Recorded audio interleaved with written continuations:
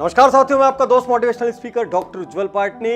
एक पहुंचे हुए साधु संत महात्मा, चलो फकीर कहते, फकीर एक गांव में पहुंचे और लगभग 6-7 दिन गांव में रुके रहे। उन्होंने सुबह से रात तक एक खास चीज देखी। हर आदमी असंतुष्ट है, हर आदमी चिल्ला रहा है, लड़ रहा है, हर आदमी किसी न किसी को कोस रहा है या कोई ना कोई चीज पे अफसोस कर रहा है। चारों तरफ देखते रहे। उन्होंने देखा सुबह उसी से शुरू होती है और रात भी लगभग उसी से खत्म होती है। फिर फकीर महात्मा गांव छोड़कर पास एक नदी पर चले गए और वहीं रहने लगे। रोज सुबह उठते, नदी के सामने जाके खूब गालियां मारते, नदी को खूब कोसते, तू रुकती नहीं, तू बहती रहती है, दिस दैट। अब लोग जब आकर देखते, कर क्या रहे महात्मा जी, क्या पगला गए, क्या ये कुछ मेंटली डिस्टर्ब हो गए? लोगों के दिमाग में कई किस्म के विचार आने लगे। 1-2 दिन बाद उन्होंने देखा फकीर उठाकर बड़े बड़े पत्थर, एकदम बड़ी बड़ी चट्टानें नदी में डाल रहे हैं। अब लोगों का दिमाग खराब हुआ, पूरे गांव वाले जमा हुए और फकीर साहब के पास आके हाथ जोड़े, बोले आप ये क्या कर रहे हैं? बोले क्यों? बोले आप रोज इस नदी को गालियां देते, सुबह से शाम इसको पत्थर मारते, आप कर क्या रहे हैं? मैं इस नदी को रुकने बोल रहा हूं। लोगों ने कहा बाबा रुकिए, आपके चिल्लाने से नदी नहीं रुकेगी, आप कितने भी बड़े पत्थर मारे नदी नहीं रुकेगी, इसका काम बहना है। बाबा पीछे के गांव में जाइए, थोड़ा पीछे ही तो जाना पड़ेगा और वहां से इस नदी पर एक पुल बना है, पार कर जाइए। क्या कर क्या रहे हैं आप? बाबा चुपचाप खड़े रहे। लोगों ने कहा बाबा ये देखो नाव पड़ी है, इस नाव पर बैठ जाओ, थोड़ी मेहनत कर लो और नाव से नदी पार कर जाओ। बाबा ने कहा मतलब?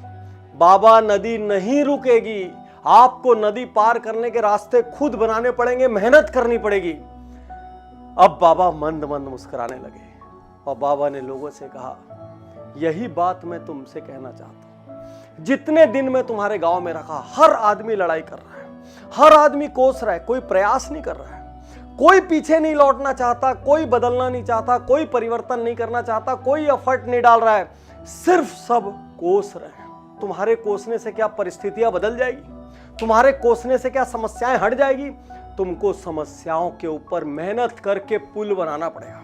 हो सकता है पीछे लौटना पड़े, लौट के कुछ सीख के आना पड़े और उसके बाद पुल बनाना पड़े।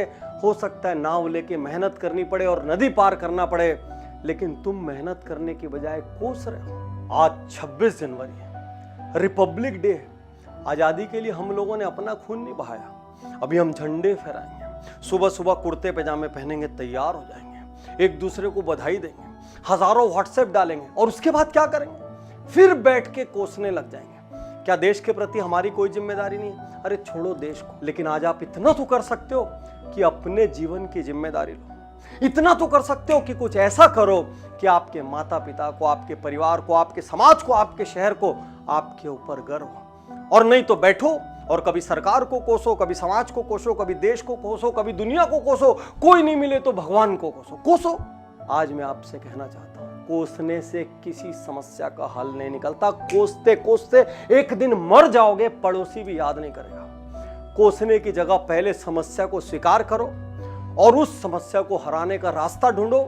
यदि आपके पास रास्ता नहीं तो रास्ता सीखने के लिए बाहर निकलो। सीख तो सकते हो। सालों साल से हर हफ्ते 2 उज्जवल पाटनी शो निकल रहे हैं। क्या सीखा, कितना इंप्लीमेंट किया?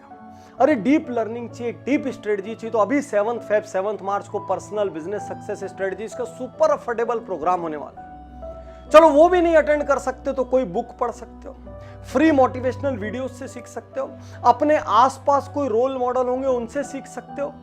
यदि कहीं भी नहीं सीख सकते तो ठीक है, कोसो और मर जाओ। और नहीं तो उस फकीर की बात ध्यान से सुनो, समस्याएं अपने आप नहीं हारती, हमें समस्याओं को हराना पड़ता है और हराने के लिए हमेशा चॉइस होती है।